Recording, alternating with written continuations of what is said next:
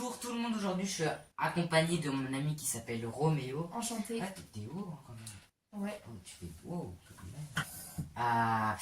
Aujourd'hui on va vous parler de nos anecdotes flippantes mais malades, vraiment. Bon, du coup, on va vous raconter 3 anecdotes chacun et on va commencer par la mienne. C'est parti. Vas-y go.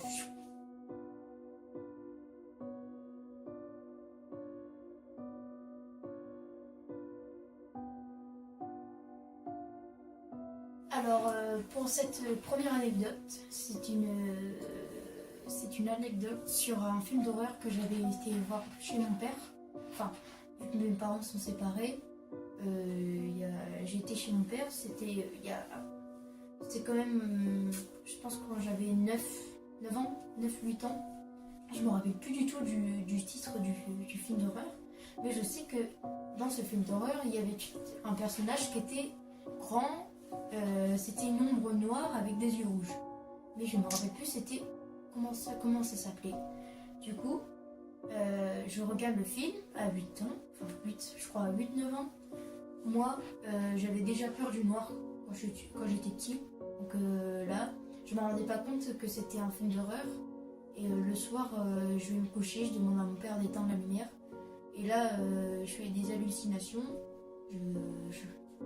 J'ai l'impression que je voyais des ombres, car j'avais peur du noir. Et ça a duré très très longtemps, je pense 1 mois. Et je ne voulais plus dormir tout seul, je voulais dormir avec une veilleuse, enfin, un peu de lumière. Et voilà, je me rappelle plus du tout, mais bon, ça m'a traumatisée. Du coup, je regarde plus le film d'horreur maintenant. Ah bon? Ouais. Bah là on va passer à mon anecdote.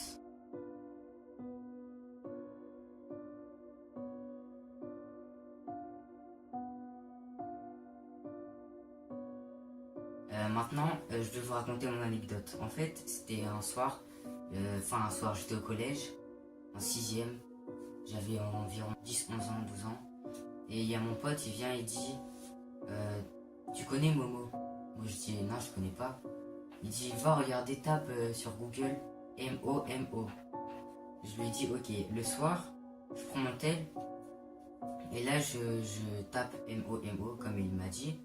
Et là, je tombe sur une image très flippante. J'ai peur, vraiment eu peur de ce monstre.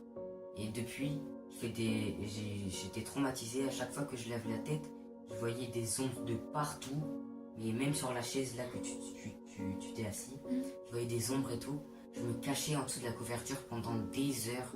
C'était infernal, il faisait trop chaud en dessous de ma couverture. Et j'avais vraiment peur, j'appelais ma mère le soir à 23h30. J'appelais ma mère. Disait j'avais peur et tout. Elle avait dit va dormir dans le salon. Jamais de la vie. Jamais de la vie. J'étais déjà bien dans mon lit. Encore pire dans le salon là. C'est encore plus grand. Ouais, plus grand, j'ai peur. Et maintenant c'est passé.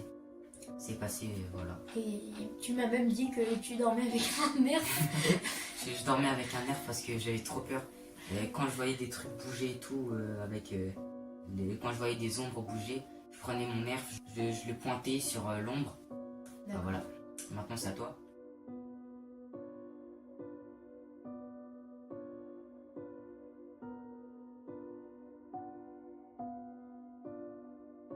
Pour cette 3e anecdote, du coup entier, pour moi ma 2e, c'était encore chez mon père quand j'étais petit, même âge que j'avais dans la première anecdote, donc 8-9 ans.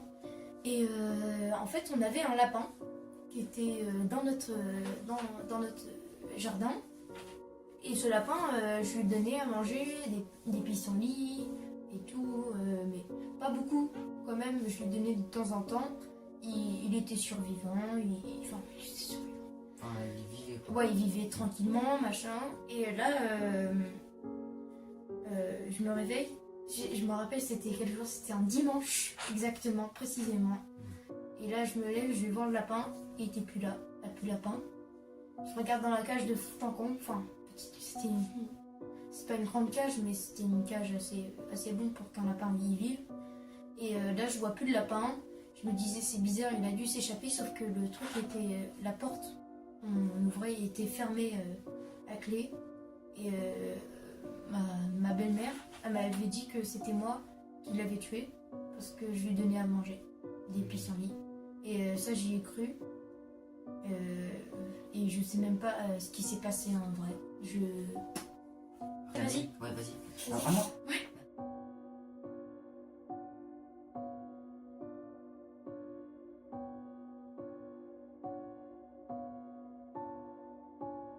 Ma deuxième anecdote, c'était en fait, c'est une bagarre qui s'est passée quand j'habitais à Marom et tout.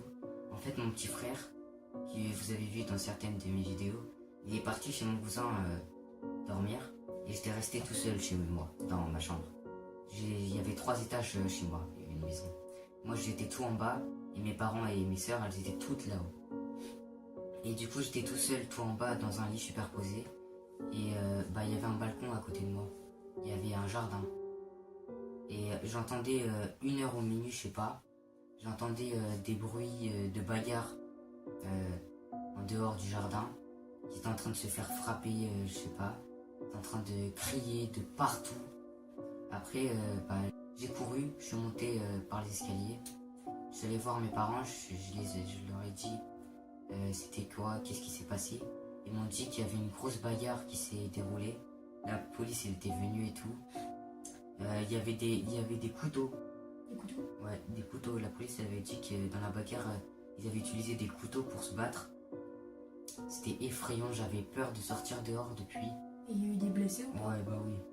Avec un couteau, j'ai peur moi. Bon bah on passe à La tienne. à ma dernière anecdote.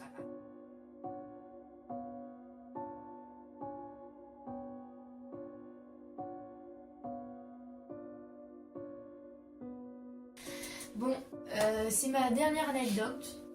C'était toujours chez mon père. Vous inquiétez pas, j'ai une mère, elle est très gentille. Et en fait, je sais pas, je me rappelle plus du tout. Le seul moment que je me rappelle, c'était à midi. Je crois qu'on s'était battu, c'était embrouillé avec ma grande soeur. On avait, je me rappelle, tout s'est passé dans les anecdotes, c'est trop bizarre. Je crois 8-9 ans, 10 je crois. Et en gros, c'était pour débarrasser et mettre la table. Et moi, j'étais pas contente, je voulais mettre la table. Parce que débarrasser, c'était énervant. Voilà. Et du coup, ma soeur, elle m'a dit non, machin. C'est elle qui voulait mettre la table. J'ai pris une fourchette, je lui ai plantée dans son bras. Ah, aïe, j'ai mal. Après, du coup, par contre, j'ai fait que débarrasser. Et je débarrasse toujours. Je te laisse passer à la dernière anecdote. Vas-y.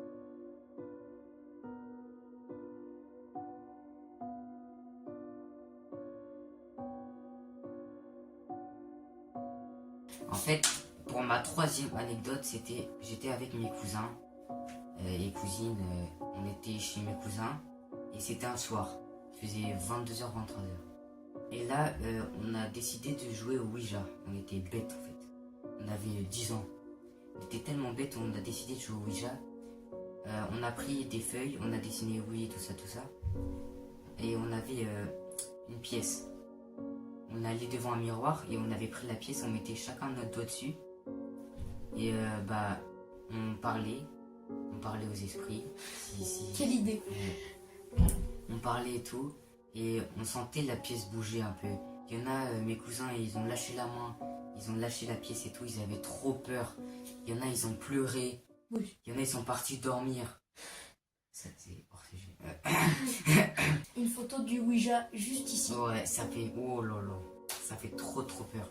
Faut pas jouer à ça, à part quand vous êtes entouré par des professionnels. Mais nous sommes des professionnels. Ah, bah oui, hein, on est des professionnels. Attention, Europodis, pas chez vous. Achetez. Bon, c'était cette fin de vidéo qui était très bien et très flippante. Pour nous, j'espère pour vous aussi. Hein. N'oubliez pas de vous abonner et de liker. Ouais.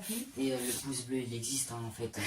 C'est juste un bouton en fait. Un bouton, ça prend à peine une seconde. Vous faites ça, bam. Vous faites ça. Ah, c'est bon, ça nous fait plaisir. Ok.